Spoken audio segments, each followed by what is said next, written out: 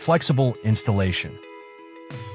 Our stainless steel micromesh gutter guards can be installed under the shingle or below the roof line. Under shingle method.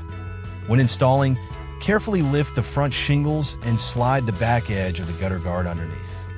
Once the section is in place, screw the front edge of the gutter guard to the front lip of the gutter. Below the roof line methods. On homes with steeply pitched roofs, low-hanging gutters, or when under the shingle is not an option, like on metal roofs, the gutter guard should be installed below the roof line.